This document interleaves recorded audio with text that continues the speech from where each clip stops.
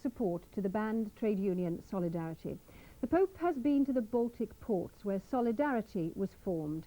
It's the first time the Polish authorities have allowed him to go there. Up to now they've been worried that his presence could encourage dissent. In Szczecin, he made an impassioned reference to the union. In Gdynia, he said Solidarity belonged to the church. And later in Gdansk, the union's birthplace, he'll visit its leader, Lech Wałęsa. So far, there's been only one serious incident. Last night in Krakow, pro-Solidarity demonstrators were involved in violent clashes with police. The crowd that greeted John Paul II in his home city of Krakow was the most excited he'd encountered, and they threw caution to the winds. Throughout the Mass, they hoisted hundreds of Solidarity banners. They're supposed to be illegal, but it's the church which marshals these occasions, and few Poles worry about being seen showing their sympathies.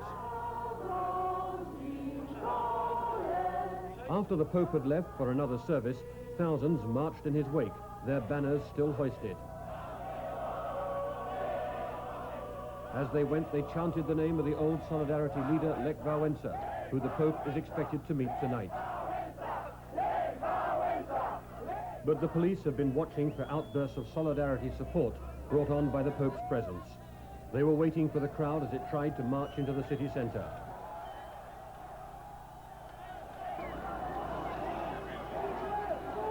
Putting the disturbances behind him, the Pope has now arrived in Szczecin on the Baltic coast. He's never been allowed into this region before because the communist authorities feared the consequences. For them, the danger grows as he moves along the coast closer to Gdansk, the city from which Solidarity sprang. The Pope's arrival there later this evening will be widely watched as an indicator of the state of Poland today. This is Brian Hanrahan for the 6 o'clock news in Warsaw. Well, later in the programme, the fastest fingers in the West, the red-hot tellers of Torbay, counting on another victory. Also under starters' orders, the BBC team poised to rush the results to your screen. Now the time is 6:17.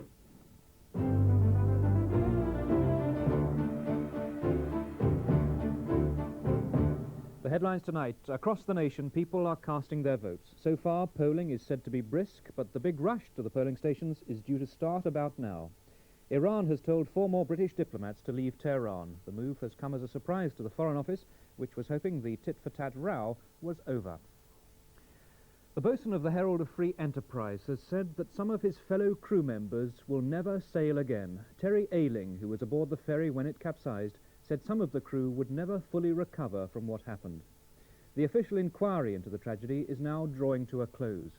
Today, the Department of Transport said no one would be prosecuted, but the barrister representing the Transport Secretary said it should now be made illegal for a ferry to sail with its bow doors open. Our shipping correspondent, Christopher Wayne, reports. Mr. David Steele, QC, said calculations showed the Herald was overloaded by at least 100 tons. The judge said that was curiously beneficial. Mr. Steele called it a blessing. But for the overloading, the ferry might have sailed out into the English Channel with total loss of life. He praised the steps taken by Townsend to improve the company since the tragedy. But he said the message must be shouted loud and loud again. The doors must be checked no matter how routine it became. For the passengers, Mr. Charles Haddon Cave said it was important that any recommendations were put firmly. They mustn't be shunted off into an international talking shop until the end of the century. The inquiry will end tomorrow. It's been the most detailed investigation of its kind since the loss of the Titanic in 1912. The loss of the Herald was the inevitable result of what was called a system looking for a disaster. It happened when 4 factors finally combined.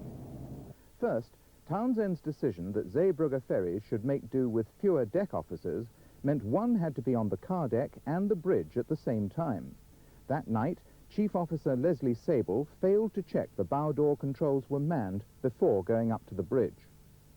Second, the assistant boatswain, Mark Stanley, who was supposed to shut the doors, dozed off in his cabin. Third, the Herald's negative reporting system meant Captain David Lurie assumed the ship was seaworthy because he wasn't told otherwise. And fourth, the Herald was ballasted nose down and sailing at speed in shallow water. It was that combination which drove her open bow under the waves. In his cabin, Mark Stanley woke up and knew what was happening and why. As he scrambled out, he saw the bosun, Terry Ailing. One of the first ones I saw that night was Mark Stanley. He was shouting, "The doors, the doors." I told him it didn't matter, to get on with what we had to do. He smashed a window, was straight through a rope down, was down in the rope and helping God knows how many people up and out of the ship.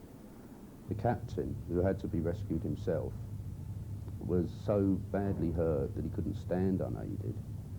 And I had to have him sent ashore. He didn't want to go, he wouldn't leave his ship. I had to send him ashore. With the rest of the crew, the only ones that actually left early during the rescue were the ones I sent off because they were too physically hurt to stay. Inside the ship there was chaos. Passengers were injured as they were thrown across to the port side. Others were crushed by duty-free goods tumbling from the shelves. As the water poured in, some were washed up against internal glass partitions and drowned under the toughened glass. I don't think any of the crew will ever be the same again. It's formed us into an exclusive club because nobody else will ever understand what it was like on that night. People try, but unless you're actually there, you'll never really be able to understand it fully, what it was like. There's some of the crew will never be back to sea again. They just mentally can't face it or just don't want to come back after what happened. Many of the lessons of the Herald tragedy have been learned. Townsend's procedures are now much safer. But the danger of flooding in ships which are simply huge floating boxes isn't so easy to remedy. Redesign needs international agreement, and it's very expensive. When the ferry European Gateway capsized in 1982, an official inquiry recommended many changes, but not all have been fully implemented. The Herald inquiry has revealed what happened on March the 6th, but that doesn't guarantee that a similar capsize won't happen again. Christopher Wayne reporting. And now South Africa, where the state of emergency has been extended for a second year, and the government is now preparing for renewed black dissent and has tightened its censorship laws. The new regulations close the loophole which was created by a Supreme Court ruling that it was illegal for the government to stop journalists covering political violence. All police leave has been cancelled to deal with a nationwide protest called for tomorrow. In a protest today, Archbishop Tutu called for church bells to be rung at noon. At a small black church, the bell was rung to mark the first anniversary of the emergency, a year that's seen a clampdown on apartheid opponents and the detention of thousands without trial. The protests followed President Botha's broadcast, renewing the emergency and renouncing talks with the African National Congress.